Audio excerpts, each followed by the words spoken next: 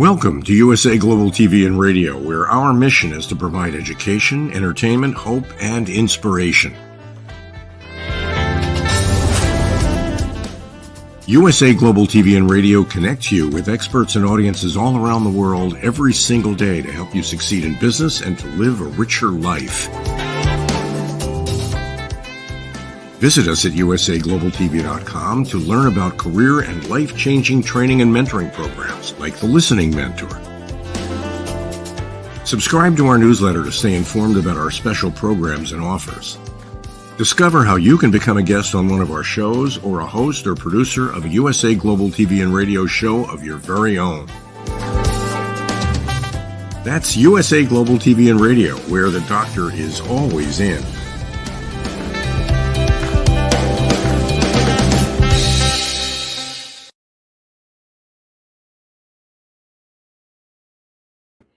Hello, everyone. Happy Friday, happy Saturday, wherever you are in the world. Welcome to USA Global TV and Radio. We proudly provide world-class education, entertainment, hope, and inspiration.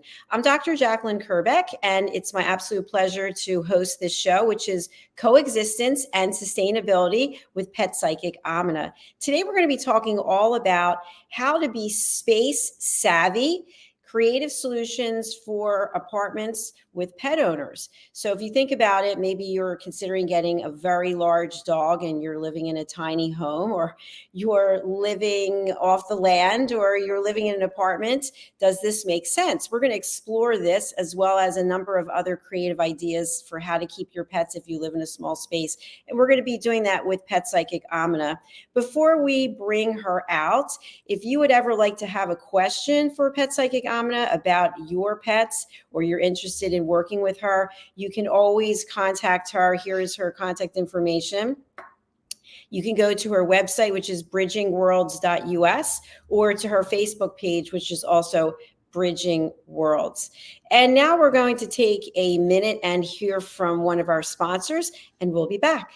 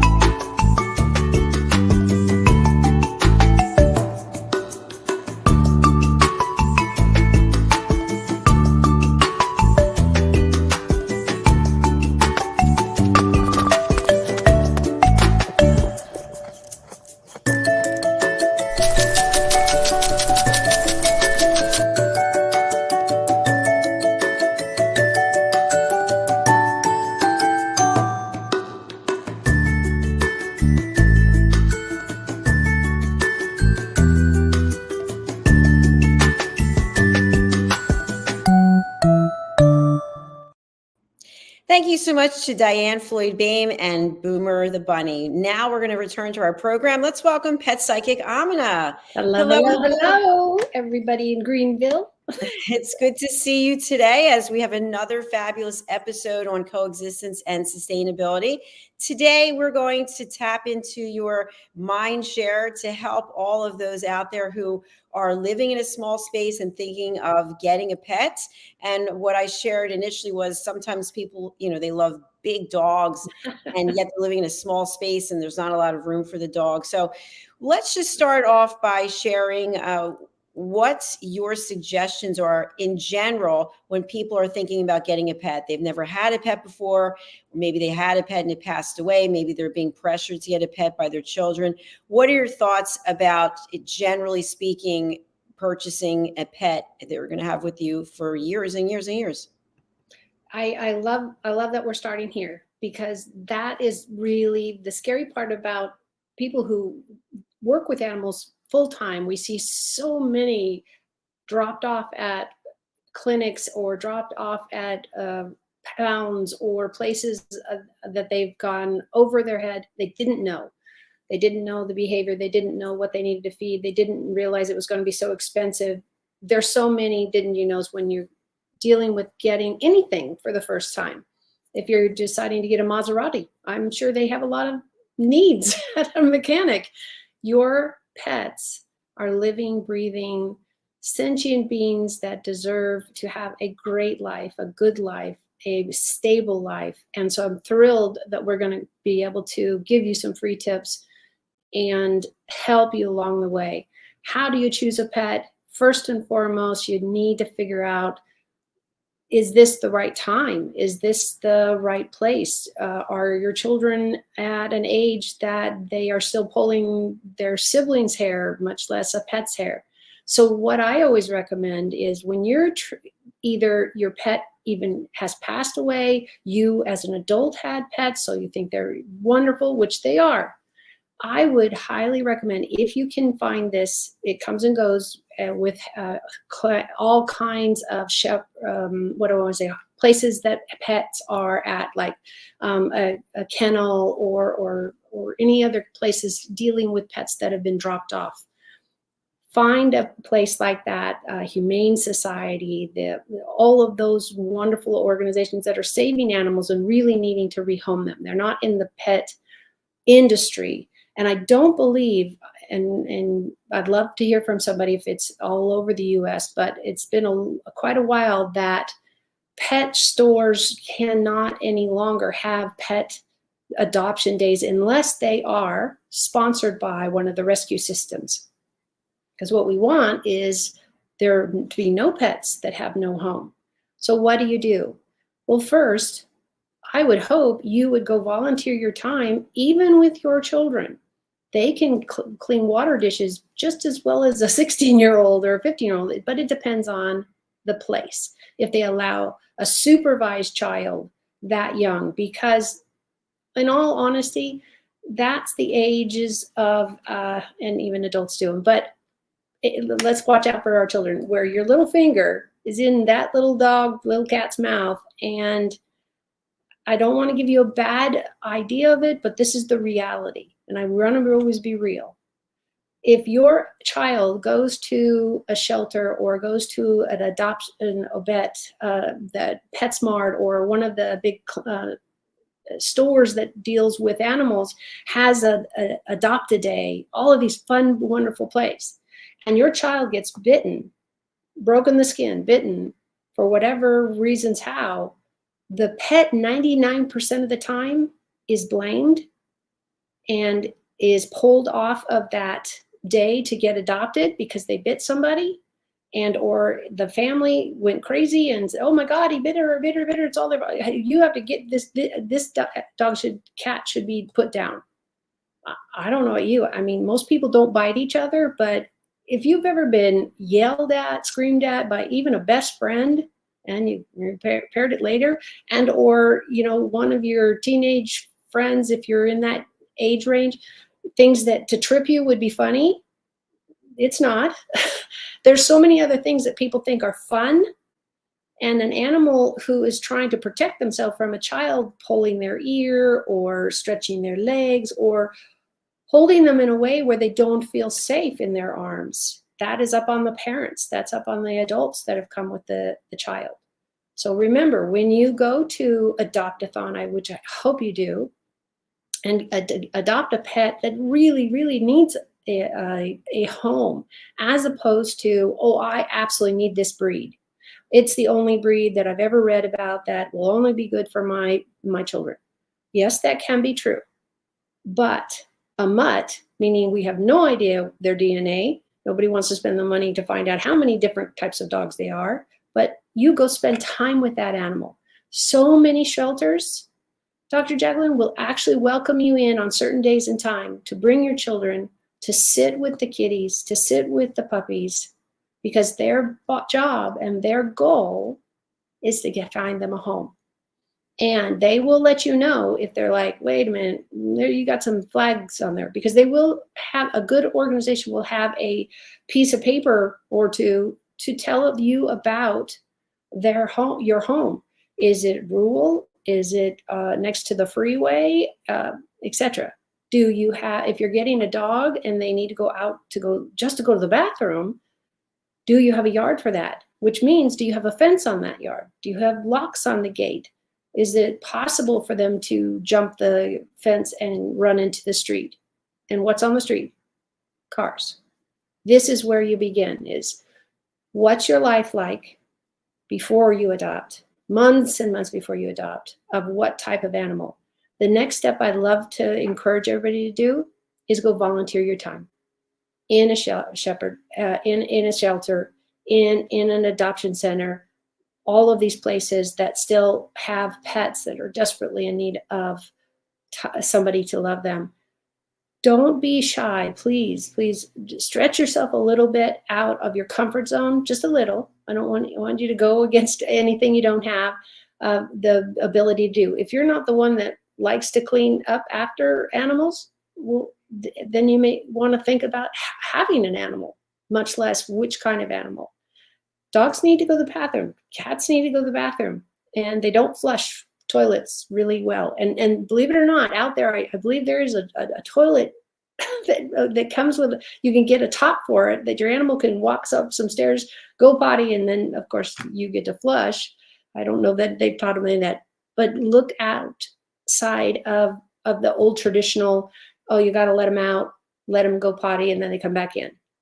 Well, remember, somebody's got to go out and get the poop, because it, first of all, will attract every kind of bug and everything. And if you have children or even yourself and you forget and you walk in it, it's really gross. I promise I've stepped in a few of them just being around animals all the time. These are your first things you need to do. Find out about your lifestyle, go talk to trainers, read up on it, see if you can foster and have a pet for a short amount of time, whatever that is. And that will really wake you up to, this is what I can do, this is what I will do, this is what I won't do. Is this conducive to this relationship? That's your start.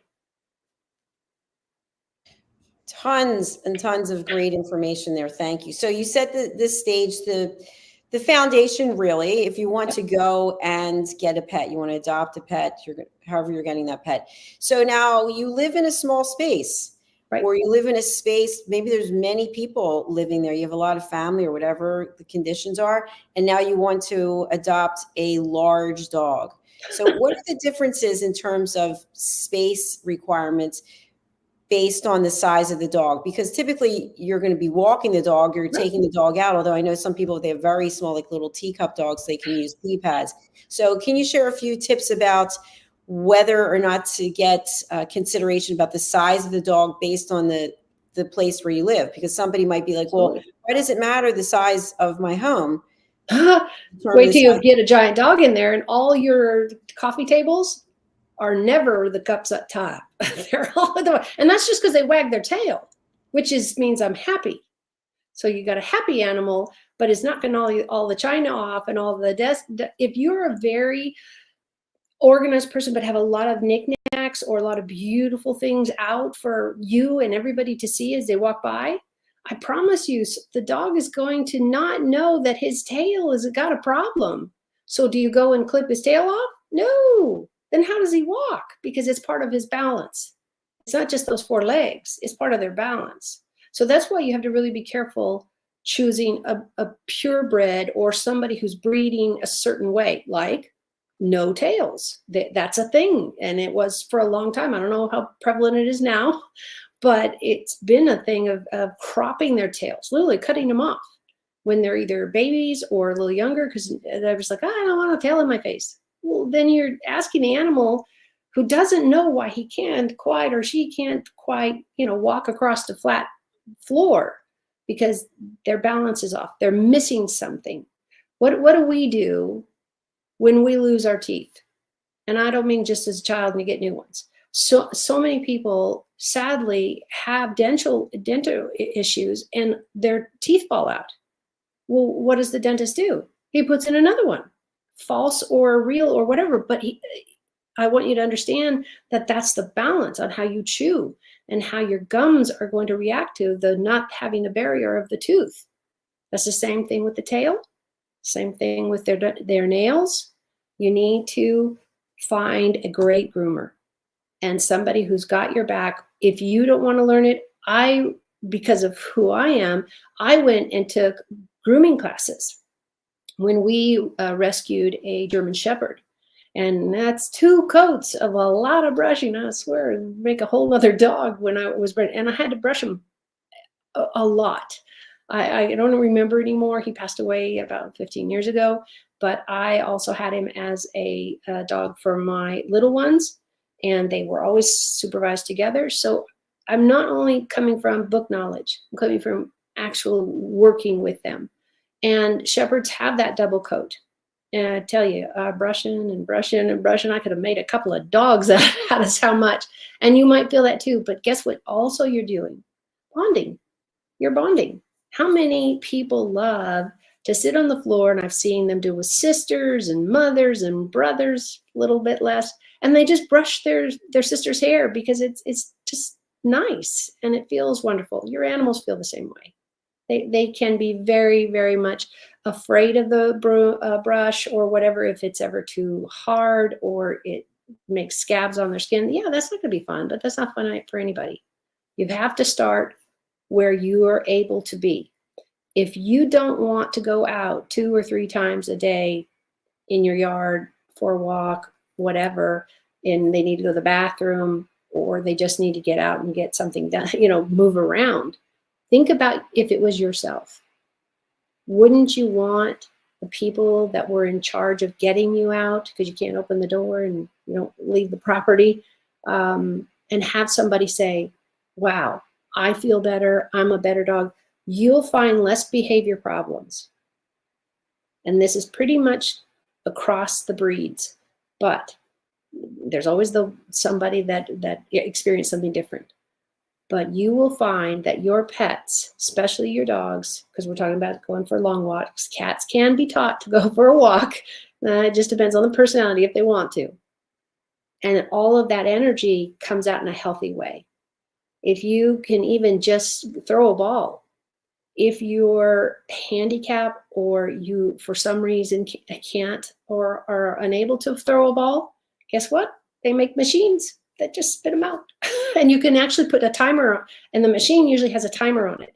So it goes every 30 seconds or every 2 minutes. And it's hilarious watching these dogs go back and forth and back and forth. Because the one time that I saw this last was the dog tried to eat the ball before it came out. Because he's like, I'm going to get it. And that dog looked at the balls more as trespassers. It was really fun. So I want you to have fun with your pets. But you do owe a lot of this work with them. Yes, having fun is a big joy part of having a pet. Yep. So if someone is living outdoors, let's say maybe they have a log cabin. I should say they live in the outdoors. They're not living outdoors. Was it possible that having a large dog in that case might be better than a small dog, since it might be hard to find the dog if it runs off? Yeah, you might not find it. That's why collars now come with the fob that says, this is where I'm at. They make them for people. I actually, I wish my purse was closer. I actually have one on my purse. My daughter turned me on to these. Of course, a millennial turned me on to these. But you can get the same type of reaction, because the one on my purse, I really wish it was here, is like a little bear, little white snow bear. That's what she got me. And what happens is she knows where I am, or my purse. We all know where my purse is, and I never lose it. Because how many times have women put it down and then they went to talk to the next person in the room and the next person in the room, and they're like, oh my God, which chair did I leave it on? Dogs are really great. They have a collar. They, on 99%, I don't know any state in California, much less out of California, that doesn't allow you to have a dog without registration, without rabies, all of these things. So they've got these tags on all the time, maybe not when you wash them. What's really great is you can add to that, and they have these trackable ones. So if you've got a runner, meaning your pet, who loves to go see the neighbor, and the neighbor doesn't tell you that they are there, or, oh my God, they ran across the street, you will be able to track them.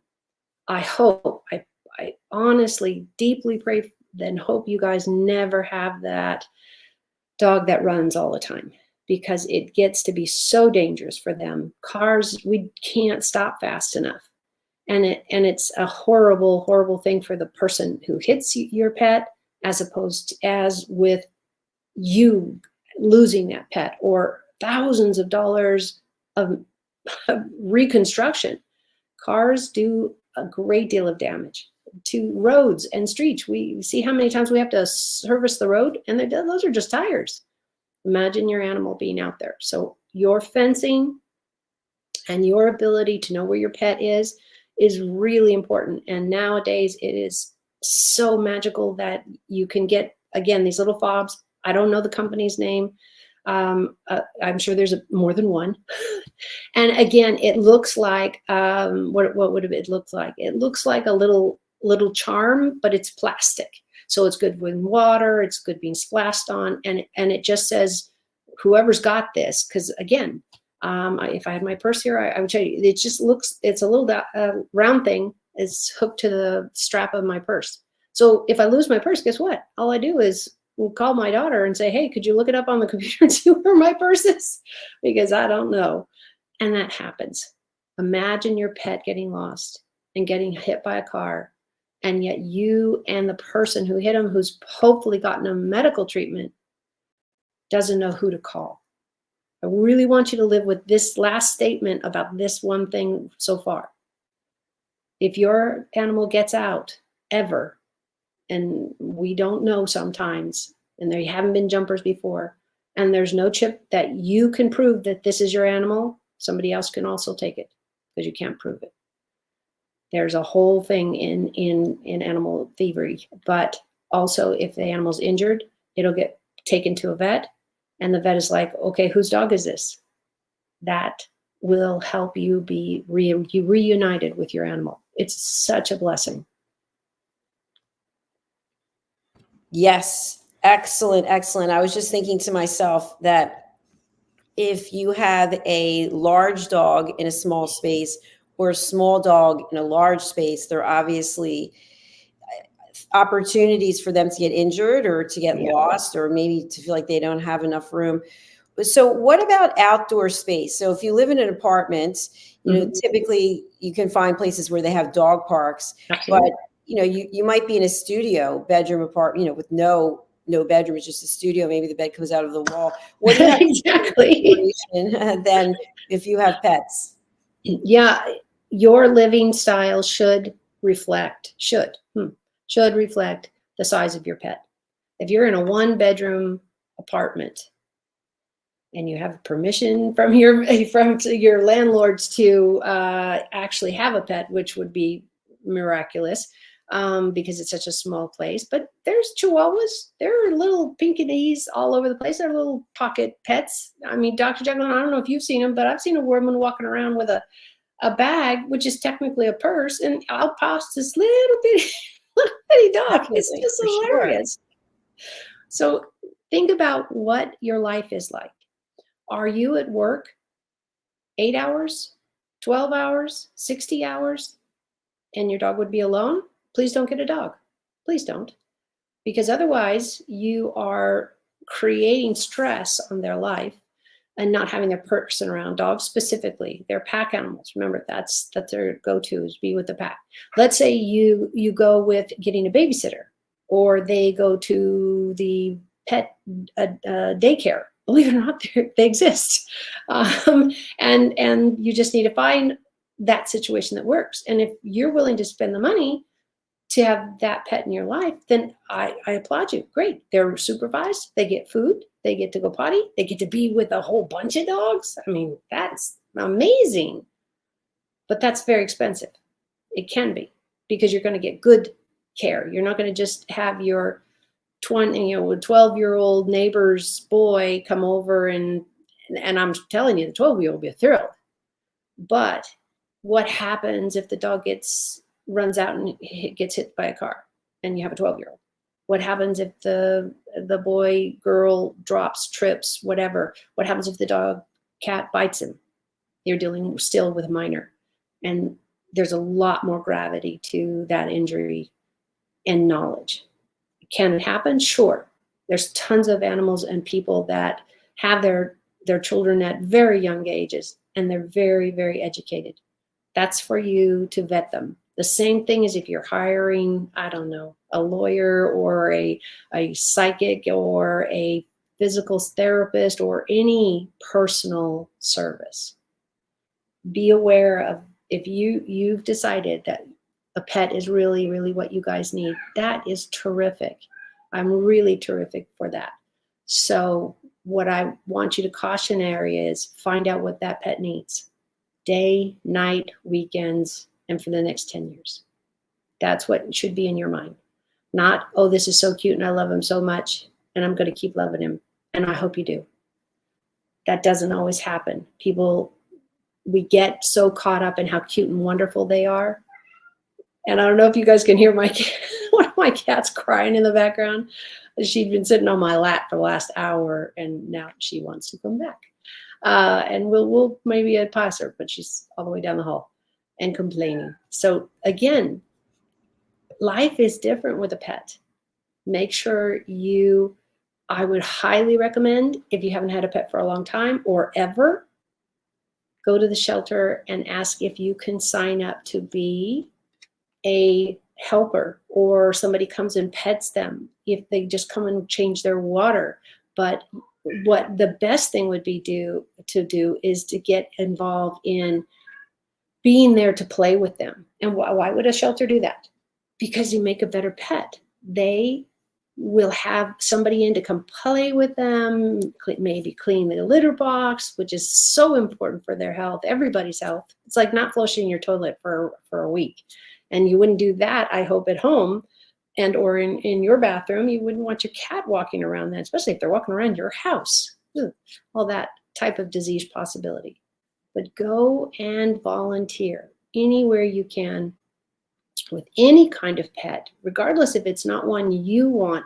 How fun it is. Well, you're not got the space for a dog, or you don't have the time you think for a dog. Great. But wouldn't it be fun to go sit in a whole pack of them and go take them for a walk and have that wonderful experience with a dog, even if that was not your plan to ever adopt a dog? You can do it with the cat also. Yes, adoption is the way to go. Rescuing is definitely the way to go. So what about if you're living in a small space and you have allergies? You have allergies, but you got a dog that is not hypoallergenic. Can you just talk about the fact that some dogs shed, some don't, and some have dander, and people are allergic to this? So can you tell our audience a little bit more about this subject? Yeah, poodles are pretty much what we consider at the top of that ring, meaning they have the least allergies. This is what's general, okay? This is not a gospel on anyone. Every animal is different. Every breed is different, but there's certain breeds, Bichon Frise, for example. I actually have a family member who adopted this puppy specifically. She went after finding a good breeder and doing all the work because she wanted to have this dog in her practice. She's a therapist. So what else is very great during a therapy is having a fuzzy white Bichon Frise, and they're not very big. They're wiener dog plus fluff. They're very soft, but sadly, she was told, as all the work she's done with this, and this dog, this is 10 years later, she still has her. And, you know, they need to be bathed, they need to be cared for, but because of their coat, they got a lot of rashes. She had never heard of this until everybody said, no, Bichons can have skin issues. And who knows why? You'll have to talk to your vet, they're the expert, but the things I've heard have been they're overbred, so there's a DNA problem, and they get all these rashes, on, and everything in between. Everything with why do I get a rash on my shoulder and you don't? Maybe you brushed against a plant that you didn't. Your body's going, oh, don't know. Well, how are you going to know that? And walk around and monitor your pets. That's where vets come in. They're going to draw blood. They're going to do some science on that.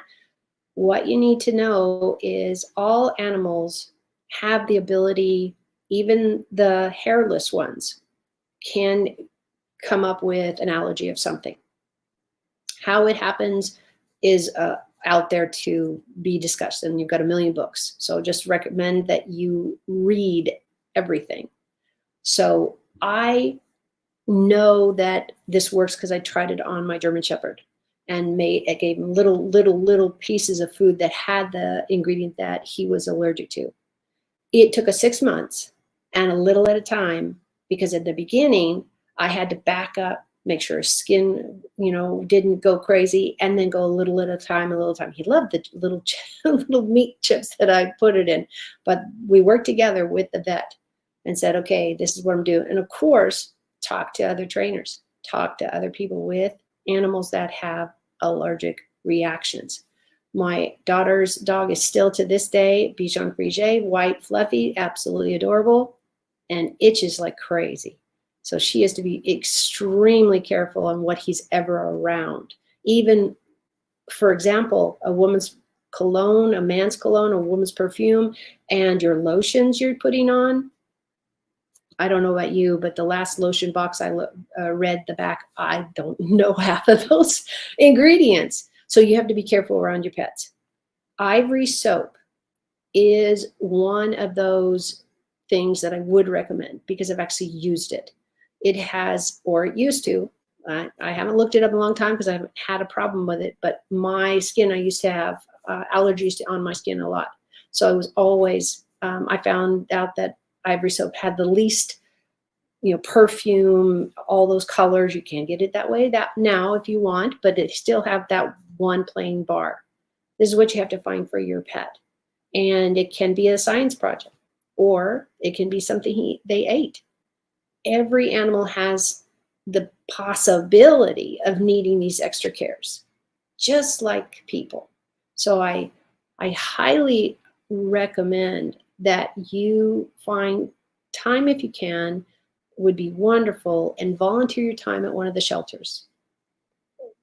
1 day a week, whatever they'll let you do, because they always need help with cleaning and socializing those animals. Some have an age range, some do not. Some will let you bring a minor with you if you come together. You just need to talk to the shelters. There's where you're going to find the reality of what I'm talking about is, do they still do that? That's what you're going to need to find out. I'm thinking about us getting a pet. Can we just rent it for a week or two until my kids kind of show me what they're going to be like? It's a good premise to start something like that. But everybody behaves differently at the time. So your children might be on their best behavior the first time, and second time, maybe up to the third time. But guess what? They're all like, oh, that's just Charlie the puppy. We'll go, we're going to finish watching our cartoon over here. We're going to do this. We're going to do this. All good things sometime come to an end. And if your children, after, let's say you've all signed your contract mentally or physically, and you've decided you're going to get this breed or go to this shelter and find this breed, and everybody's so excited, it's such an exciting thing to do. I know I love it. That's why I stay away from going to too many shelters without supervision, bring home too many things. So it's everybody, and parents can do it too. Then you need to walk away and get that balance and say, okay, you just went to this person's house to do this activity for 4 hours, and this child went here and the adults went here, and then they're all walking. Where would a dog or a cat fit in that scenario of a real life for you? Please, please take that into consideration when you adopt. It is a life, and they deserve to have a wonderful life, especially if they've been in a shelter or been passed around. I love all we have 3 right now rescue kitties, and they're all different ages. One's much older than the others.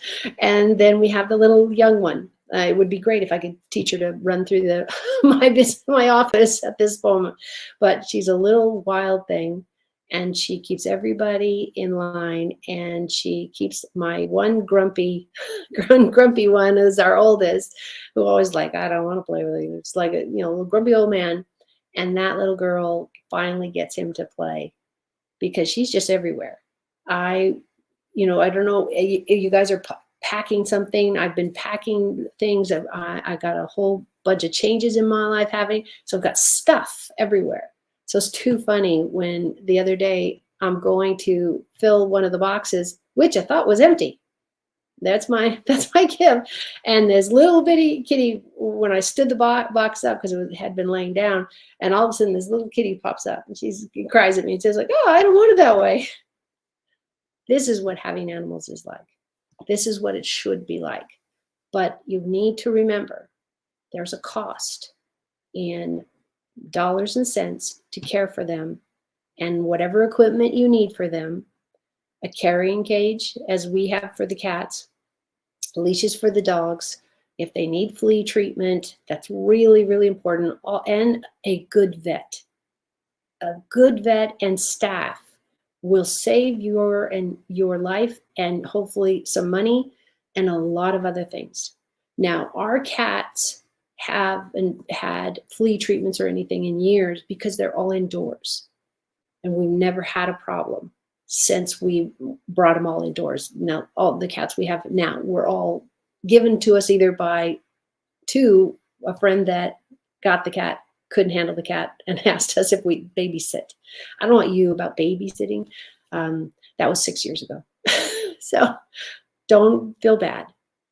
Just feel that lives do matter, and go into that loving place that all our pet owners, that's, I think, something we all have in common. We just really, really love being there for someone else and outputting that and having them curl up while you watch the movie. And I have literally teased my cat a couple times to tell him the story. And did you hear that? And they look at me like, and then I have a human walk through the room going, what are you doing? Well, I'm explaining the plot to Thomas. And it's just hilariously fun.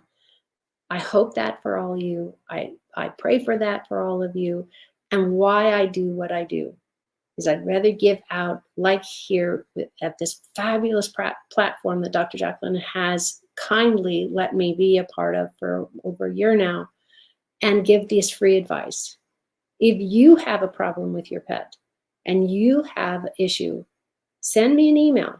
I'd be glad to take care of it, talk about it, game plan with you on our show.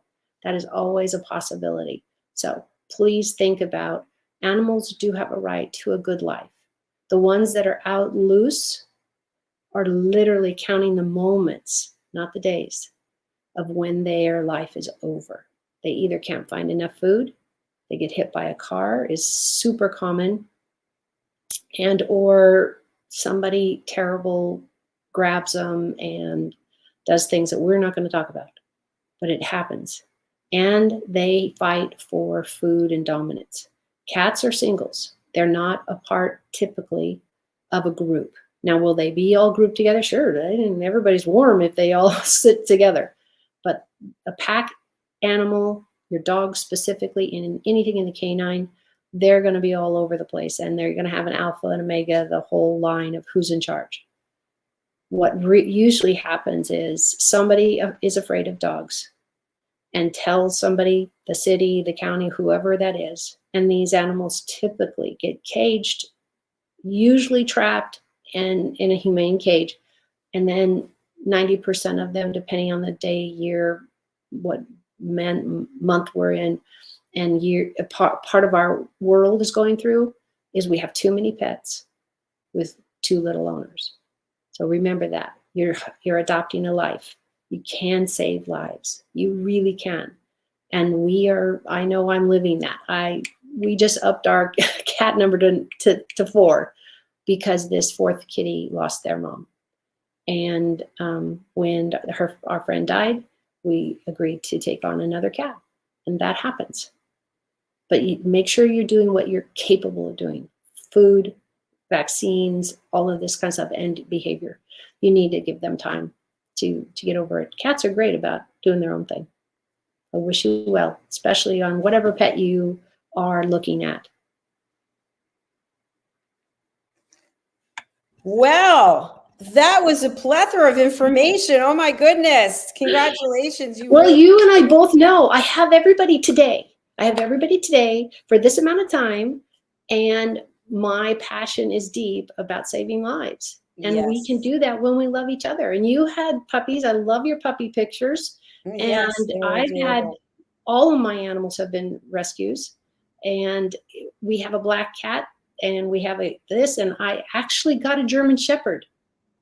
Purebred. Everybody might have heard that. He had a tattoo in his ear, and we bought the house. And we asked the realtor, why is there a dog in the backyard?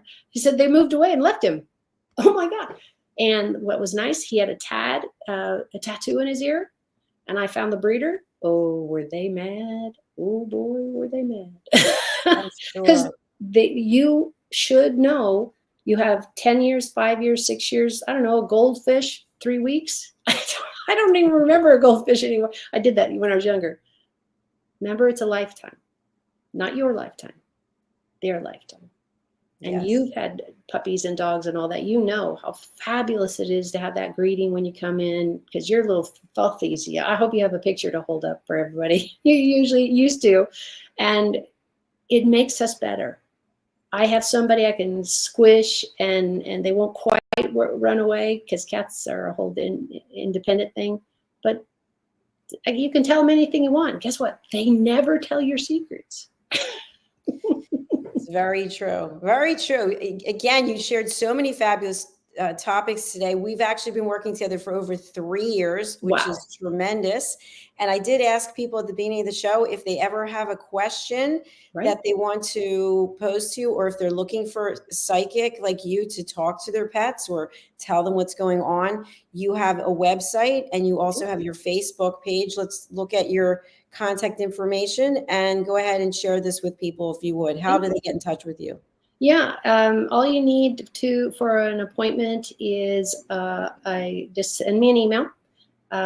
Phone calls are a little bit difficult. I don't answer the phone as often as I probably should, and I let it go to voicemail because I have a very long track record of people asking me all what they want right in that phone call, and I don't have the time at that moment to go into all those details. It's not fair. So I require everybody to just make an appointment. And then all of that time is dedicated to you and your pet, living past, other family issues. I am a trainer of people and pets. And so we can really dive in, but a lot of times it'll go straight to voicemail because I have such a difficult time. You can imagine, we're all very passionate about our animals and they want to talk about it now. I don't usually have space now. It does get really busy in my life. And sometimes I'm in the middle of something like this. I try to give back and donate all this God-given information and all the classes and the work and the hands-on experiences I've had. And they don't go away. I've got so many more coming up. I'm not going to break the wheel now because I'm working on something really exciting. And Dr. Jacalyn, we'll just have to wait and see. Woo! Did I leave it open for you or what? Yes, I love it. I love it. Thank you. Thank you. Thank you. Well, my dear friend, we've come to the end of our show. We actually started early today, which is great. So we got some extra 5 minutes in today. Very nice. Yeah, as long you know me, I'll talk until you say, okay, we're good for next week. Well, we have another show coming up now, so we have to go. But I'm going to really wish you a beautiful weekend. And thank you again for all the incredible shares that you have been giving for 3 years plus here on our platform. And we look forward to seeing you next week. And everybody else out there, be safe, be happy, take care of yourselves, take care of your pets, and realize that it is a long-term commitment when you're bringing a pet into your life. We take it very seriously here, Coexistence and Sustainability with Pet Psychic Aminah. Thanks so much. We'll be back again next week. Bye, Aminah. Bye, everyone. Safe out there. Bye.